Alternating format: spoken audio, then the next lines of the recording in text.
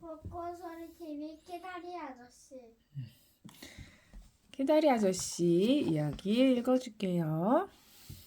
오늘은 임실치즈 캐릭터 인형들과 함께 할 거예요. 팀 잘 충전됐어. 연우야, 이 친구의 이름들 좀 알려줄래? 응. 이 친구는 야매고 이 친구는 PCM이에요. 못 알아듣겠어요. 이 친구는 야미, 이 친구는 피치. 왜 그런 이름일까? 얘는 피자 치즈이고 여기 들고 있는 게 피자 치즈예요. 그다음 얘는 얘는 얌얌 먹으려고 얌얌 얌얌 잘 먹는다고 해서 얌얌 잘 먹는 친구 야미라고 졌나 보다. 자, 이제 피자 나라 친구들과 피자나라 아니고 치즈. 미안. 치즈 나라 친구들하고 같이 읽어볼게요. 우리 연우는 잘 누워보세요. 4월 7일 키다리 아저씨께. 와, 뉴욕은 진짜 크더라고요. 우스턴은 비할 바가 못 돼요. 정말 그렇게 복잡한 곳에서 사신단 말씀이세요? 한 가지가 빠졌어. 뉴욕에서 지내는 동안 한껏 들떴던 마음이 제자리를 찾으려면 몇 달은 걸리지 않을까 싶네요. 제가 본 놀라운 것들을 어디서부터 말씀드려야 할지 모르겠어요. 아저씨는 그곳에 사시니 익숙하시겠지만 제겐 모든 것이 새로웠답니다. 그래도 거리는 재미있지 않나요? 사람들도 그렇죠? 상점은 또 어떻고요. 진열되어 있는 물건들마다 어찌나 예쁘던지. 그런 옷들을 입기 위해 평생을 바치고 싶을 정도라니까요. 토요일 아침에 셀리와 줄리아와 함께 쇼핑을 했어요. 줄리아는 제가 본 상점 중 가장 화려한 곳으로 들어갔어요. 상점 바닥에는 하얀색과 황금색 벽에 푸른 카펫이 깔려 있었고 푸른 실크에 금박을 입힌 의자들이 놓여 있었어요. 바닥에 끌리는 긴 검정 실크 드레스 차림을 한 아름다운 금발 부인이 미소를 지으며 우리를 맞아주었어요. 저는 아는 집에 인사차 들른 줄 알고 악수를 했는데 그냥 모자를 사러 간 것뿐이었나 봐요. 적어도 줄리아한테는 그랬죠. 그 애는 거울 앞에 앉아서 모자를 12개는 더 써봤는데 갈수록 예쁜 모자들이 나오더군요. 줄리아는 그 중에서 가장 예쁜 모자 2개를 샀어요. 거울 앞에 앉아 가격 걱정 없이 어떤 모자든 골라 살 수 있는 것보다 더 큰 즐거움이 있을까요? 아저씨, 뉴욕은 제가 존 그리어 고아원에서 쌓아온 착실하고 검소한 성격을 순식간에 허물어 버릴 게 틀림없어요. 쇼핑을 끝내고 나서 우리는 쉐리 레스토랑에서 저비도련님을 만났어요. 쉐리에 가보셨어요? 그럼 그곳을 한번 그려보세요. 그런 다음 방수 식탁보가 덮인 식탁과 절대 깨지지 않는 하얀 사기 그릇과 나무 손잡이가 달린 포크와 나이프가 있는 존 그리어 고아원의 식당을 떠올려 보세요. 제 기분이 어땠을지 상상이 되시죠? 전 생선을 먹을 때 엉뚱한 포크를 썼는데 종업원이 친절하게도 아무 눈치채지 못하게 다른 포크를 갖다 줬어요. 점심 식사를 마치고 우리는 극장에 갔어요. 믿을 수 없을 만큼 휘황찬란하고 멋진 곳이었어요. 전 지금도 매일 밤 그곳에 머무는 꿈을 꾼답니다. 섹스피어는 정말 대단하지 않아요? 무대 위의 햄릿도 수업 시간에 공부했을 때보다 훨씬 근사했어요. 훌륭한 작품이라는 건 진작에 알고 있었지만 정말이지 푹 빠져버렸어요.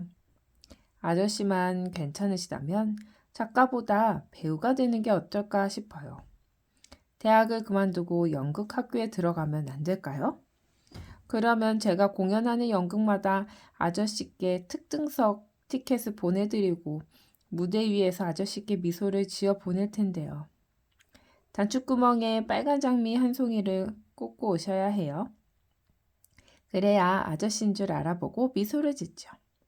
엉뚱한 사람을 보고 웃으면 얼마나 어이없겠어요. 우리 셋은 토요일 밤에 돌아왔어요. 저녁 식사는 분홍색 램프와 작은 식탁, 흑인 종업원이 있는 기차 식당에서 했어요. 저는 기차 안에서 식사를 할 수 있다는 소리 들어본 적이 없어서 무심결에 그 말을 내뱉고 말았죠. 그랬더니 줄리아가 이렇게 물었어요. 넌 도대체 어디에서 살았던 거니? 전 힘없이 대답했어요. 시골에서. 줄리아가 다시 묻더군요. 여행도 안 해봤어? 대학에 올 때가 내 첫 여행이었어. 그리고 그때도 거리가 250km 정도밖에 안 돼서 식사는 안 했거든. 줄리아는 제가 자꾸 이상한 소리를 하니까 저에 대한 관심이 부쩍 늘었답니다. 안 그러려고 노력하는데도 놀라운 일이 있을 때마다 그런 말이 툭툭 튀어나와요. 그리고 전 거의 늘 놀라거든요. 종그리어 고아원에서 18회를 보내고 갑자기 세상으로 내던져지니 눈이 핑핑 돌 만큼 아찔할밖에요. 하지만 점점 익숙해지고 있어요. 예전만큼 심한 실수도 저지르지 않고 다른 아이들과 함께 있어도 껄끄럽지 않아요. 옛날엔 누가 절 쳐다보기만 해도 몸둘 바를 몰라 했거든요. 가식적인 새 옷 속에 가려진 체크무늬 깅엄 치마를 꿰뚫어 보는 것만 같았거든요. 하지만 이제 깅엄 치마 따위는 신경 쓰지 않아요. 어제의 괴로움은 어제로 족하나니. 아, 꽃에 대해 말씀드리는 걸 깜빡했네요. 저비도련님이 우리 셋에게 제비꽃과 은방울꽃 한 다발씩을 선물로 주셨어요. 정말 다정한 분이시죠? 평연들만 봐서 그런지 남자는 그다지 좋아하지 않았는데 점점 생각이 바뀌고 있어요. 편지를 11장이나 썼네요. 이렇게 길게 쓰다니. 기운 내세요. 이제 그만 쓸 테니까요. 아저씨의 한결같은 주디 올림. 4월 10일 부자 아저씨께 50달러짜리 수표를 돌려보냅니다. 대단히 감사합니다만 받아선 안 될 것 같아요. 용돈으로만으로도 충분히 필요한 모자를 살 수 있습니다. 모자 가게에 대해 쓸데없는 이야기를 늘어놓아 죄송합니다. 전 그저 그런 곳을 처음 봐서 그랬을 뿐입니다. 구걸한 게 아니었다고요. 앞으로 필요 이상의 자선은 사양하겠습니다. 제루샤 에벗 올림. 4월 11일 친애하는 아저씨께 어제 그런 편지를 썼던 절 용서해 주시겠어요? 편지를 붙이고 난 뒤 후회스러운 마음이 들어 되찾으려고 했는데 지독한 우편 배달부가 한사코 돌려주지 않더라고요. 지금은 한밤중입니다. 전 몇 시간째 잠들지 못한 채 제가 얼마나 벌레 같은 인간인가 하고 생각하고 있었어요. 그것도 다리가 1000개는 달린 끔찍한 벌레요. 이건 제가 할 수 있는 제일 심한 말이랍니다. 전 줄리아와 셀리가 깨지 않게 공부방 문을 조심스레 닫고 침대에 앉아 역사 공책을 찢어 편지를 쓰고 있어요.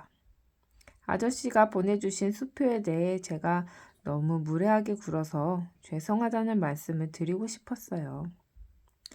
아저씨는 좋은 마음으로 보내셨고 모자같이 하찮은 것에게까지 신경 써주시다니 정말 다정한 분이시라는 것도 잘 알아요. 훨씬 더 정중하게 말씀드려야 했다고 생각합니다. 그래도 어쨌든 수표는 돌려드려야 했어요. 전 다른 아이들과 다르니까요. 그 애들은 남들이 주는 걸 자연스럽게 받을 수 있을 테지요.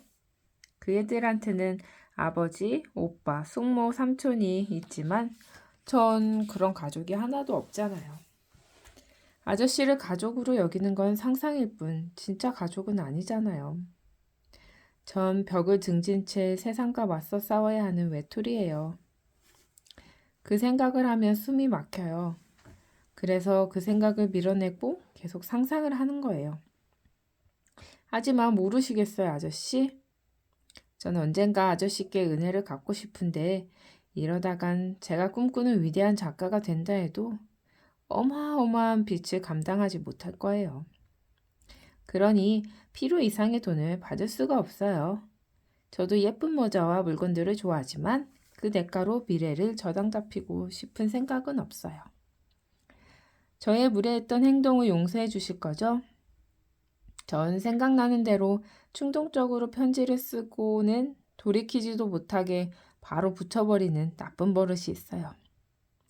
하지만 제가 때때로 생각이 없고 배은망덕하게 굴긴 해도 절대 진심은 아니에요. 속으로는 제게 삶과 자유와 독립할 기회를 주신 아저씨께 늘 감사한 마음이랍니다. 반항심으로 가득 찬 지루하고 암울한 어린 시절을 보낸 제가 지금 이렇게 행복한 나날을 보내고 있는 사실이 믿겨지지가 않아요. 동화 속에 나오는 주인공이라도 된 기분입니다. 밤이 늦었어요. 이제 까치발로 살금살금 밖으로 나가 우편투함에 이 편지를 넣어야겠어요. 지난번 편지를 받자마자 바로 이 편지를 받으실 테니 절 괘씸하게 생각할 시간은 그리 길지 않으실 테죠? 안녕히 주무세요, 아저씨. 아저씨를 사랑하는 주디 올림. 5월 4일 키다리 아저씨께 지난 토요일에 운동회를 했어요. 정말 볼만했답니다. 먼저 전 학년이 하얀 린넨 옷을 입고 행진을 했어요. 4학년들은 파란색과 금색이 들어간 일본 우산을, 3학년은 하얀색과 노란색 깃발을 들었어요. 우리는 2학년이 든 진홍색 풍선은 유독 눈길을 끌었는데 풍선 끈이 풀려 하늘로 날아갈 때는 특히 더 그랬죠. 1학년은 긴 장식 리본이 달린 초록색 종이 모자를 썼어요. 또 파란 제목의 차림에 악단도 시내에서 초청했지요. 행사 중간마다 서커스단의 어릿광대처럼 우스꽝스럽게 분장한 학생들이 나와서 관객들의 흥을 돋구기도 했어요. 줄리아는 헐렁한 린넨 코트 차림에 큼직한 우산을 들고 구렛나루를 기른 뚱보 시골 남자로 분장했어요. 키가 크고 마른 패시 모리아티, 원래 이름은 패트리샤예요. 이 아이는 괴상한 초록색 모자를 한쪽 귀에 덮도록 쓰고 줄리아의 아내 노릇을 했지요. 행진하는 내내 두 사람을 따라 왁자한 웃음파도가 퍼져나갔답니다. 줄리아는 자기가 맡은 역할을 아주 잘 해냈어요.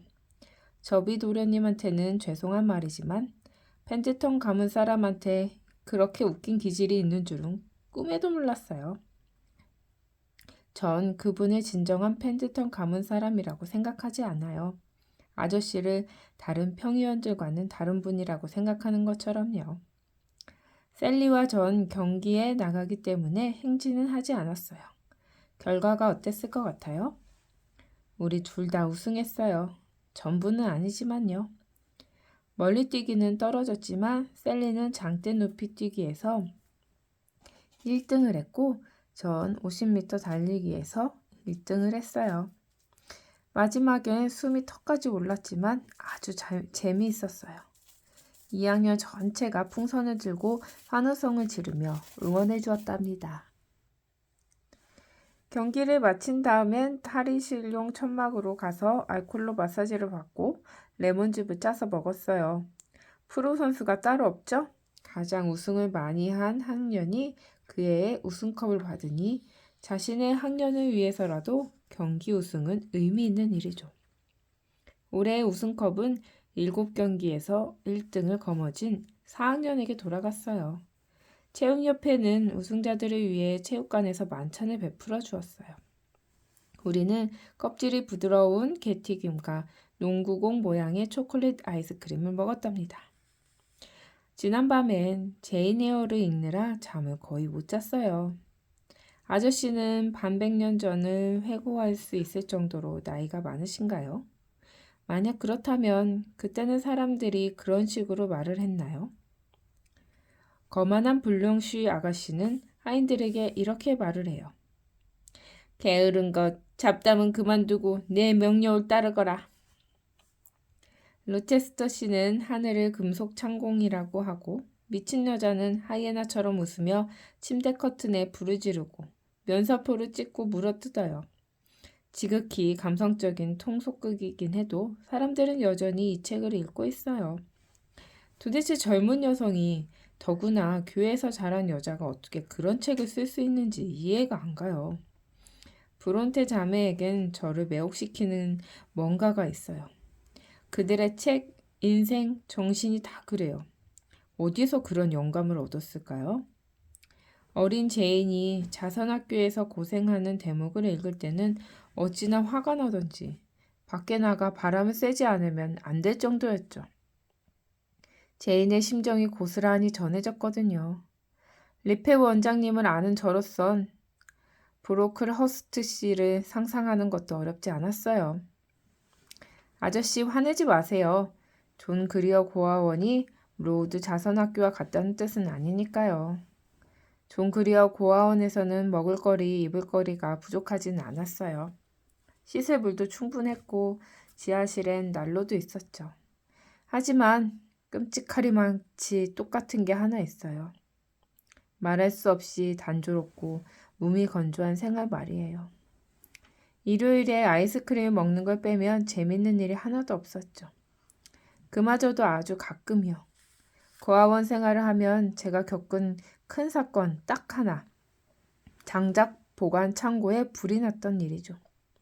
우리는 고아원 건물에 불이 옮겨 붙을 경우를 대비해 밤중에 일어나 옷을 입어야 했어요. 하지만 불은 옮겨 붙지 않았고 우리는 다시 잠자리에 들었죠. 사람은 누구나 가끔은 뜻밖의 사건이 일어나길 기대하죠. 그건 인간의 자연스러운 욕망이기도 해요. 하지만 전 리페 원장님이 저를 불러 존 스미스 씨란 분이 대학에 보내주려 한다는 말씀을 하시기 전까진 한 번도 그런 일을 겪어보지 못했어요.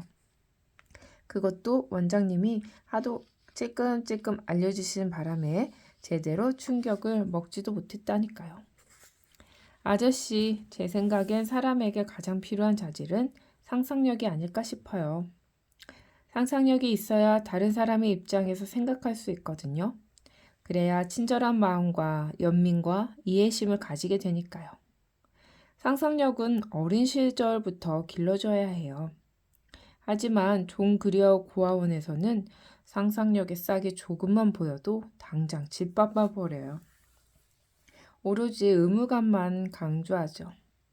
전 아이들이 그런 단어의 뜻을 몰라도 된다고 생각해요. 의무감이란 불쾌하고 혐오스러운 단어예요. 아이들은 무슨 일이든 스스로가 좋아서 해야 한다고요. 제가 원장이 될 고아원을 보실 때까지 기다려주세요. 제가 밤마다 잠들기 전에 즐겨하는 놀이인데요. 아주 세세한 부분까지 계획을 세우고 있어요. 음식, 옷, 공부와 오락거리, 그리고 처벌 규정까지도요. 아주 착한 아이들도 가끔은 말썽을 피우니까요. 하지만 어쨌든 그 아이들은 행복할 거예요. 얼마나 힘든 성장기를 보냈든 간에 사람은 누구나 어린 시절을 행복하게 추억할 수 있어야 한다고 생각해요. 제가 아이를 갖게 된다면 아무리 불행해져도 아이가 어른이 될 때까지 아무 걱정 없이 자라게 할 거예요. 예배 시간 종이 울리네요. 편지는 나중에 마무리 지을게요. 목요일. 오늘 오후에 실험실에서 돌아와 보니 다람쥐 한 마리가 탁자 위에 앉아 신나게 아몬드를 먹고 있지 뭐예요. 날씨가 따뜻해져서 창문을 열어놓으니 이런 손님들이 찾아와 우리를 즐겁게 해주곤 한답니다. 토요일 아침. 어제가 언제까지 읽을 거예요? 조금 남았어요. 토요일 아침. 어제가 금요일이고 오늘은 수업이 없으니까 어젯밤에는 상금으로 구입한 스티븐스 전집을 읽으며 조용하고 한가한 시간을 보냈을 거라고 생각하시겠죠? 하지만 그건 아저씨가 여자대학을 전혀 모른다는 증거예요. 친구 6이 우리 방에 찾아와 퍼즐을 만들었는데 그중 한 아이가 우리가 제일 아끼는 양탄자 한가운데다 녹아내린 퍼즐을 떨어뜨리고 말았지. 뭐예요? 아무리 해도 그 자국을 지울 수 없을 것 같아요. 최근 쓴 편지에 수업 이야기는 적지 않았지만 여전히 매일 수업을 듣고 있답니다. 아저씨께 편지를 쓸 때마다 공부에서 벗어나 인생에 대한 이야기를 나눌 수 있어서 좋아요. 물론 일방적인 대화이긴 하지만 그건 어디까지나 아저씨 잘못이라고요. 답장은 언제든 환영이랍니다. 사흘 동안 편지를 찔끔찔끔 썼는데 아저씨가 지루해하시면 어쩌나 걱정입니다. 안녕히 계세요. 자상한 아저씨. 주디 올림.